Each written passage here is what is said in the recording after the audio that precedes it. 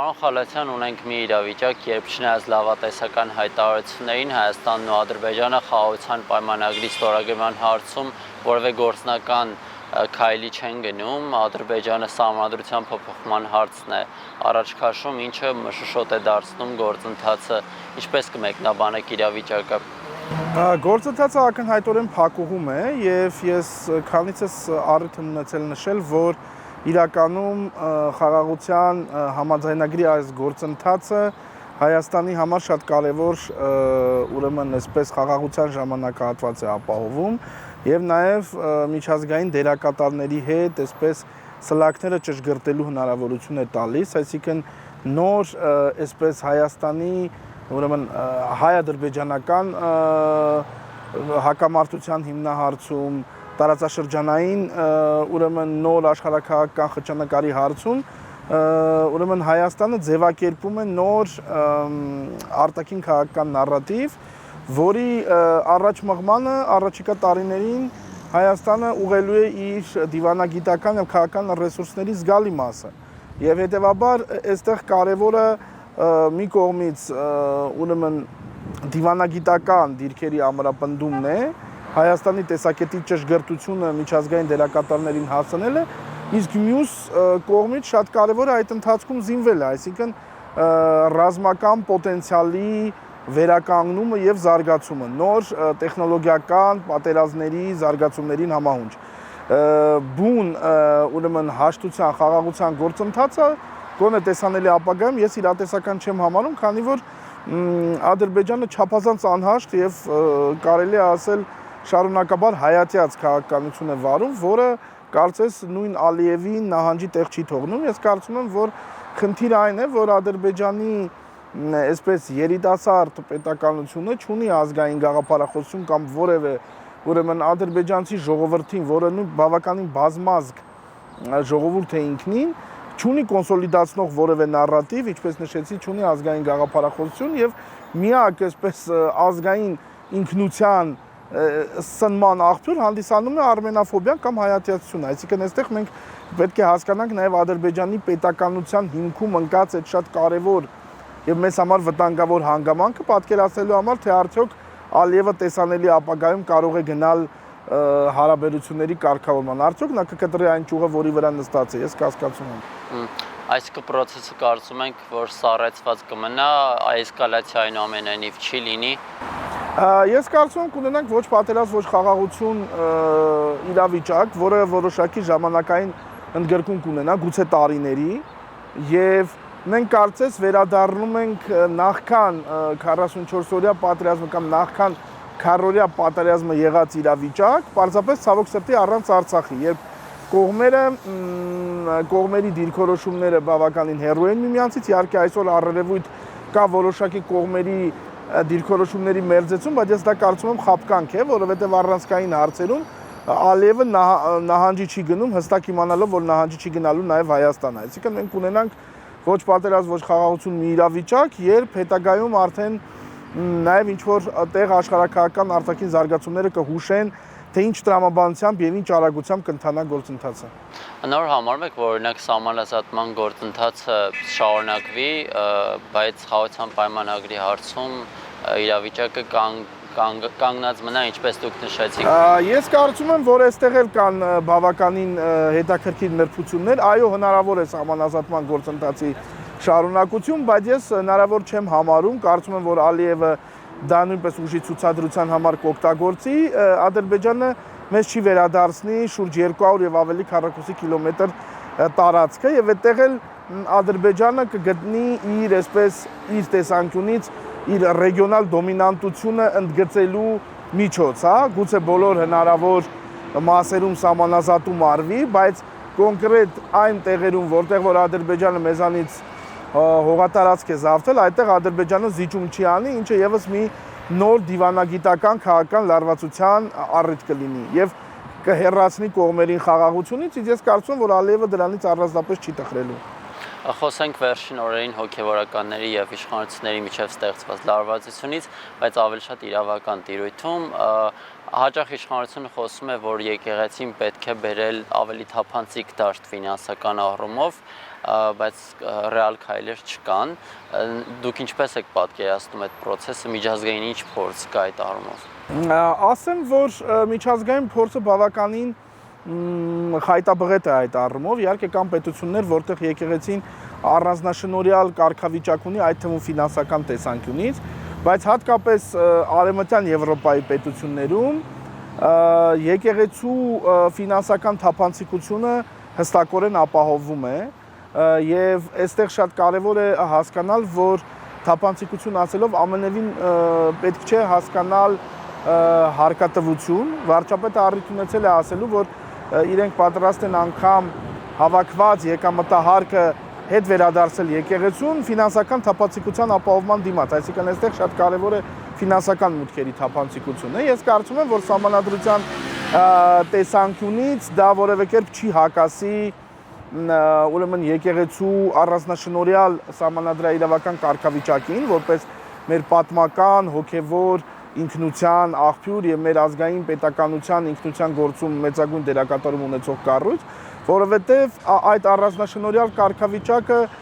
ըստ էության ավելի մեծ պատասխանատվություն է դնում եկեղեցու առաջ եւ բացարձակապես դա չի նշանակում ֆինանսական թափանցիկության մերժում եւ այստեղ հնարավոր օրենսդրական փոփոխությունները ես հակասահմանադրական չէի համարի։ Իհարկե այստեղ նաև ես գտնում եմ, որ սահմանադրական մակարդակով որոշակի նոր կարգավորումների կարիք գուցե մենք ունենք եկեղեցու ապաքաղաքականացվածությունը ընդգծելու համար եւ պետք է նաև նշել, որ Հայաստանյան Առաքելական Սուրբ Եկեղեցու եւ Հայաստանի Հանրապետության հարաբերությունների մասին գործող օրենքը ես կարծում եմ լրամշակման նույնպես լուրջ անհրաժեշտություն ունի, որովհետեւ այն մեծամասամբ կրկնում է դեռևս 1993 թվականին ընդունված Խղճի ազատության եւ կրոնական կազմակերպությունների մասին օրենքը փաստացի եկեղեցու կարգավիճակի շատ եւ շատ հարցեր բաց թողնելով այնտեղ հիմնականում խոսքը գնում է կրթական ոլորտում, նաեւ հայ եկեղեցու պատմության դասավանդման ոլորտում, եկեղեցու դերակատարության, եկեղեցական եկեղեցիների հոգևոր հուշարձանների պահպանության ոլորտում պետություն եկեղեցի փոխհարաբերությունների մասին, սակայն շատ եւ շատ հարցերում ուրեմն կարգավորումները մնում են բաց։ Ինչ ասել են նաեւ այն, որ օրինակ հայ առաքելական Սուրբ Եկեղեցու եւ Հայաստանի Հանրապետության փոխհարաբերությունները կարգավորող օրենքում մասնավորապես հնարավորություն է ստեղծված, որպեսզի հոգևոր ցիսակարգով տեղի ունեցած ամուսնությունները որպես քաղաքացիական կայացության ակտեր հնարավոր լինի գրանցել, այսինքն որոշակի եկեղեցու համար դեր է նախանշվում, բայց հետագայում այդ փոփոխությունները մնում են թղթի վրա եւ փաստացի չեղարկվում են, այսինքն նախկինում պետության կողմից բավականին հախուռն եւ անհասկանալի քայլեր են արվել մի կողմից եկեղեցու արժևորման ուղղությամբ, հետո հետքայլ է կատարվել եկեղեցու հստակ ազգային պարտականություններն եւ առաքելությունը մնացել է առավելապես այսպես ավանդույթի եւ ընդհանուր այսպես մշակութային արժեբանության տիրույթում առանց իրավական ամրագրում ստանալու եւ իհարկե նաեւ ֆինանսական հաշվետվողականության առումով նույնպես բավականին մեծ խնդիրներ կան, որ պետք է լուծվեն։ Իսկ այսօր նաեւ հարցերի հարցն է եկեղեցու դերակատարման ճշգրտումը պետական քաղաքականության իրականացման գործում, խոսքը քաղաքականության որպես հանրային շահի սպասարկման մասին է, այլ ոչ թե կուսակցականության, ցավոք սրտի որոշ հոգևորականներ քաղաքական, երկրի քաղաքական շահը տեսնում են կուսակցական ընդդիմադիր պայքարում, որը բնականաբար եկեղեցու սահմանադրական կարգավիճակից չի բխում։ Գուցե որպես քաղաքացիներ, գուցե չէ, հաստատապես նրանք ունեն քաղաքական կյանքին մասնակցելու իրավունք, բայց այստեղ հակասություն է առաջանում իրենց հոգևոր կարգավիճակի հետ եւ ես կարծում եմ, որ նրանք պետք է կանգնեն ընտրության առաջ, եթե ցանկանում են զբաղվել քաղաքականությամբ, պատմությանը հայտնի են հոգևորական նախկին հոգևորականների քաղաքականությամբ զբաղվելու դեպքեր, բայց այս դեպքում նրանք պետք է այո, ընտրություն կատարեն ի վերջո հոգևոր սպասավորության,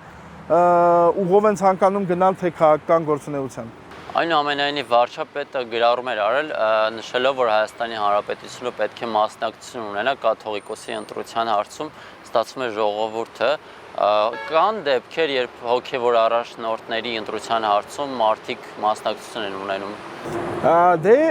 ասեմ, այստեղ մենք պետք է հասկանանք, որ եկեղեցին նվիրապետական կառույց է եւ ըստ էության ունի որոշակի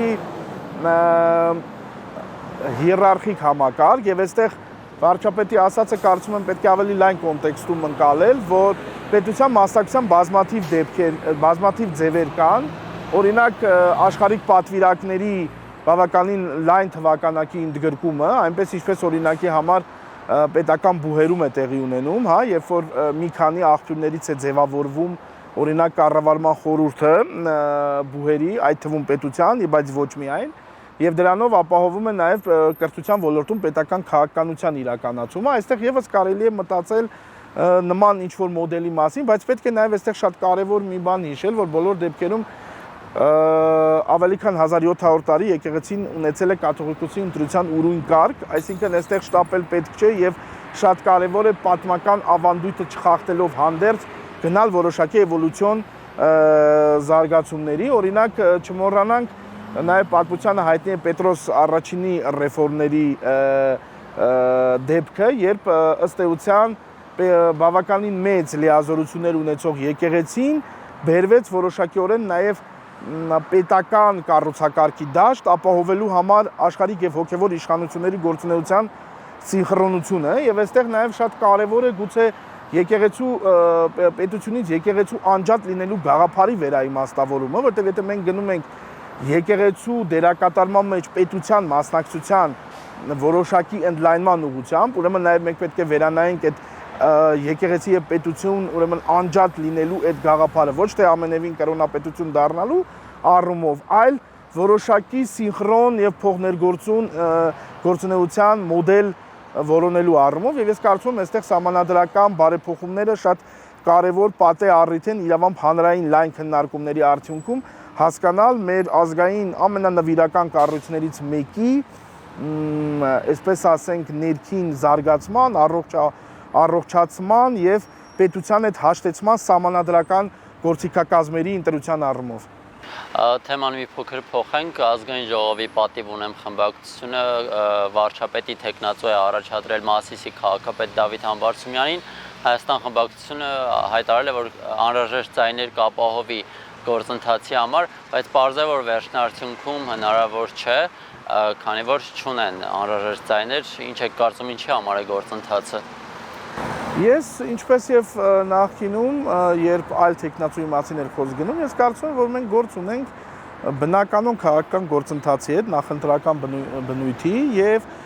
քաղաքական ուժերը, այդ թվում սահմանադրական, խորհրդարանական, ավելի ճիշտ կառուցակարգերը օգտագործում են, այսպես ասենք, ընտրողների ակումուլյացիա, մոբիլիզացիա արդեն ապահովելու ուղղությամբ եւ այստեղ խնդիրը ոչ այնքան հաջողելու, որքան որոշակի process գեներացնելու մասին է, որը կվերագրվի խորհրդարանական ընդդիմությանը, դրանովից ձևավորելով ժողովրդի ինչ որ հատվածի մոտ ընդդիմության ակտիվության, այսպես պատկերացում կամ այսպես մտայնություն, հա, այսինքն դա գալիք ընտրություններին որոշակիորեն դիրքավորվելու եւ արդեն իսկ ընտրողների ձայների, այսպես ասենք, որս սկսելու մասին է, որս ամենևին ոչ վատ իմաստով յուրաքանչյուր քաղաքական ուժ իր հետագիծը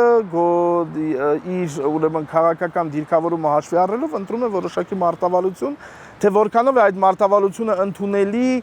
ողջամիտ եւ ազգային պետական շահերից բխող կամ Հայաստանի ներկայիս իրական հանրային քաղաքական օրակարգերից բխող արդեն պետք է որոշեն ընտրողները, քաղաքացիները։ Այս քայլը շնորհակալություն։ Ես եմ շնորհակալ։